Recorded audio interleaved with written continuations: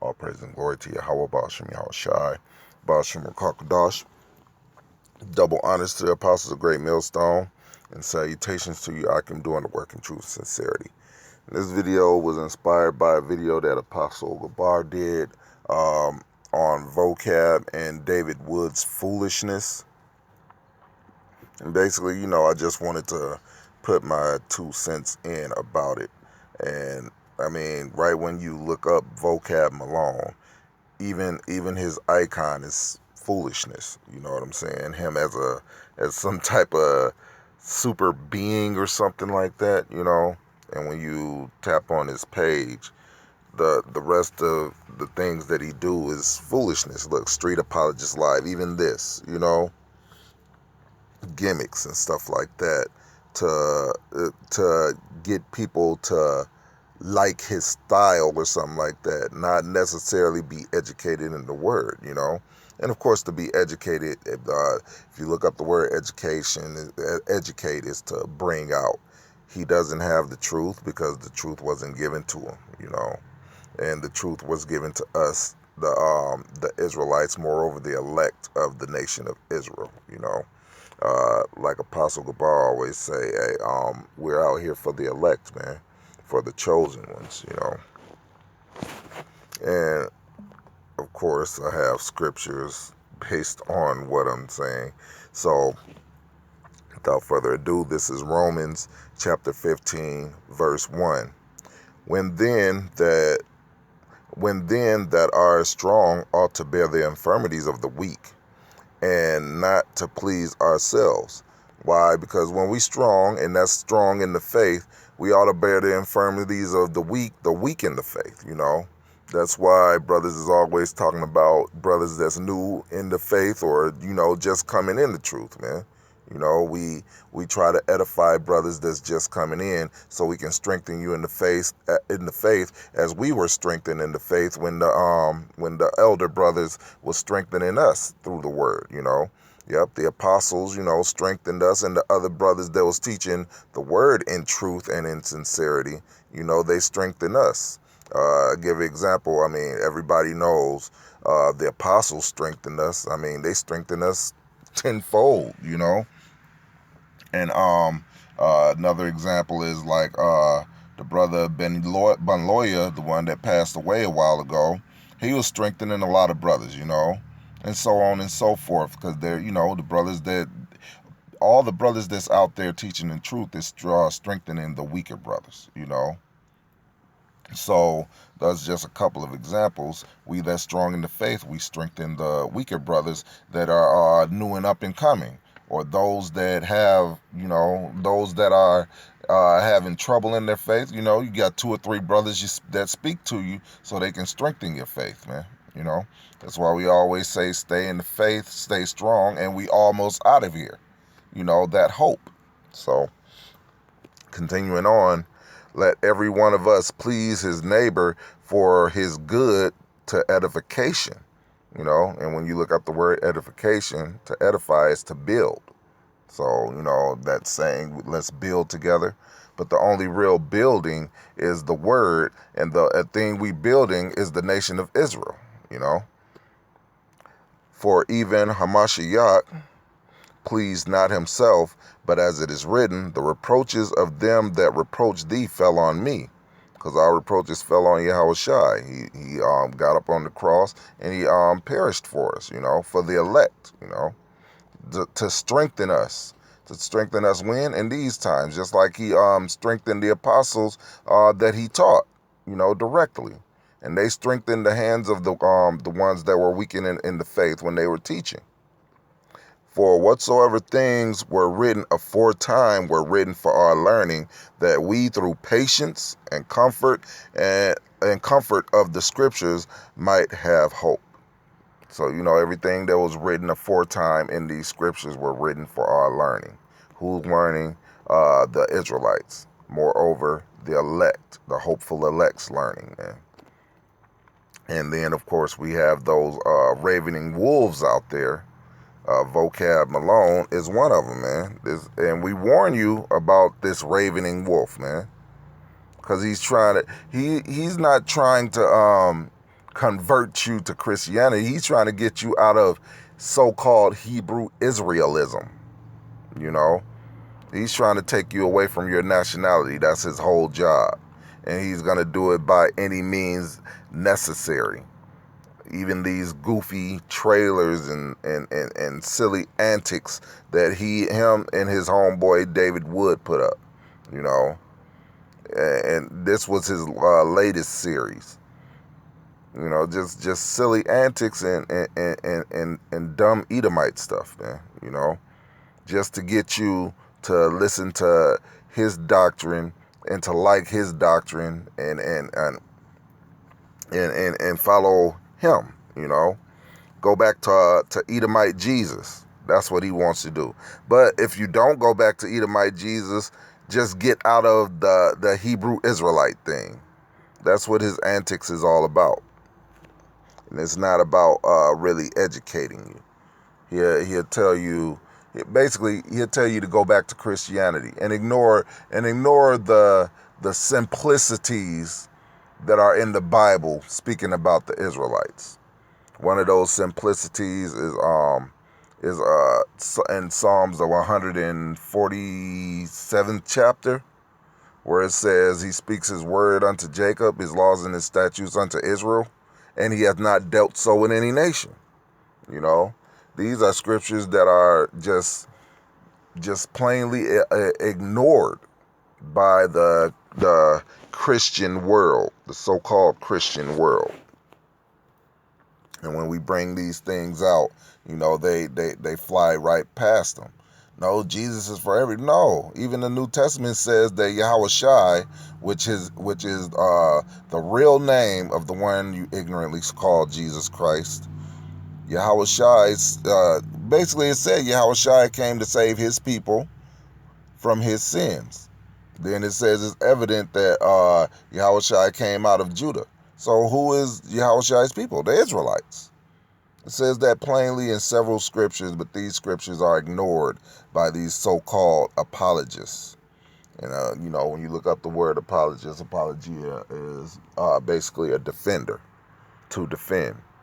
And they're not what? They're defending their own beliefs. They're not defending the truth of the Bible. So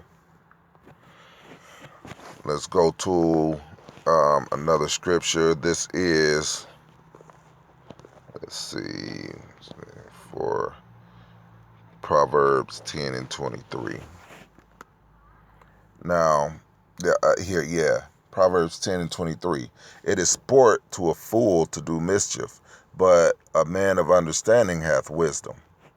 And this is part of that mischief. These videos, these antics, as if he's shutting the apostles down, right? But he's using these antics. This is not for edification. Then he tries to make it like he's making the better points and everything, or him and his crew is, but they're making no points, and they're not even making sense. On one of these videos, one of his crew members said he didn't even know the nationality of Paul, but he's supposed to be some Bible expert. And yes, he was a Jake, or should I say a black or an African American, you know, and he didn't even know the nationality of Paul when it says Paul was an Israelite from Benjamin, you know. But I guess he didn't see that part. And there was another guy on one of these videos that didn't want to admit that what color the Israelites were. You know, he couldn't say what color what was it? He couldn't say what color the Egyptians were. You know, or what color the Egyptians are, or the Ethiopians are. He said it's a spectrum of colors. Come on, man. You just catering to Edomites, man. You catering to so-called white people. You're supposed to be a defender of the gospel. You're supposed to know these things. If you're some type of expert or a defender, you're supposed to know these things, yet you can't say it. That's what Christianity does to you African Americans. Yeah, I'm saying it in a condescending type of way, because to be called anything other than an Israelite from your respective tribe is a byword, man. So continuing on, going up to the 13th verse, Proverbs 10 and 13, in the lips of him that hath understanding, wisdom is found, but a rod is for the back of him that is void of understanding. You know, wisdom is found in those that have understanding. Understanding of what? Understanding of the scriptures. The understanding and the wisdom.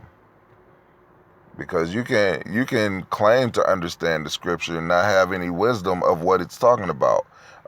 For example, the Gentiles, which has been a big stumbling block for most African Americans and blacks, and even some of our northern tribes brothers. You know, it's been a big stumbling block. The Gentiles, the Gentiles. What is it? What's hard to understand? The Lord is only dealing with Israel. So anything dealing with salvation is gonna be for Israel. If it's concerning the Gentiles, Israelites in a foreign state of mind. The word Gentile means foreign. So there's two types of Gentiles. You can be an Israelite Gentile, or you can be a true Gentile. The true Gentiles do not have salvation. Why? Because the Bible only talks about salvation concerning Israel. And it's just that simple. The Bible never spoke about salvation concerning any other nation. Just like the new covenant, people say the new covenant is for everybody. No, the new covenant, when you look up, the new covenant is for Israel. Matter of fact, I'll just go to that real quick. Let's see. Hold on.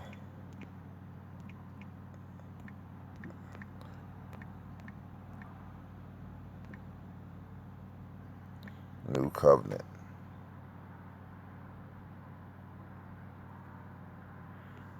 So in Hebrews, in that he saith, matter of fact, this is Hebrews 8 and 8. For finding fault with them, he saith, behold, the days come, saith the Lord, when I will make a new covenant with the house of Israel and with the house of Judah. Real simple and real plain. It's not like it's even a mystery right there. For finding fault with them, who the Israelites, he saith, behold, the days come, saith the Lord, when I will make a new covenant with the house of Israel and with the house of Judah. And it doesn't say any other nation there. So, the scriptures is plain. When it's talking about salvation, it's always talking about Israel. So the Gentiles have to be Israelites in a foreign state of mind. Just like me calling these Israelites that call themselves black or African American or Mexican or Puerto Rican or Indian or what have you. Those are Israelites. However, they are in a foreign state of mind, the same way we were in a foreign state of mind before we came to the knowledge of Yahweh Ba'ashem Yahushai, knowing that we are Israelites from our respective tribe. So, let's see. Yeah, I wanted to read this. 1 Peter 5 and 8. Be sober, be vigilant, because your adversary the devil is a roaring lion, walketh about seeking whom he may devour. Now, who's the devil of the hour? Vocab right now. He's the devil of the hour. Even though we know about this devil and we really don't, we pretty much ignore this devil nowadays, because he's insignificant. However, he's still the devil of the hour. Why? Because this devil is really adamant about trying to take down the Hebrew Israelism thing. However, the more people he talks about it, the more the word is spread. As it is written, you can do nothing against the truth but for it. So anytime this devil comes around, hey, he's really just spreading the word, man. Spreading the word and pointing out how ill prepared Christianity is to deal with Hebrew Israelism. Why? Because Christianity is fake, and the truth is going to always remain the truth, whether you like it or not. It doesn't matter how many gang of African Americans he gets. It doesn't matter. They were just slotted for death, but he's seeking whom he may devour. Which, hey, only ones he can devour is the ones that the Lord did not mean to make it anyway. He ain't doing nothing special, vocab. You know. And I guess the point should be made there. Another African American. And I'm going to end it right there. Until the next time, and say shalom. All praise and glory to Yahweh Bashim, Yahweh Shai, Bashim Kwakadas, double honors to the apostles, great millstone, and salutation to you, Akim, doing the work in truth and sincerity. Shalom.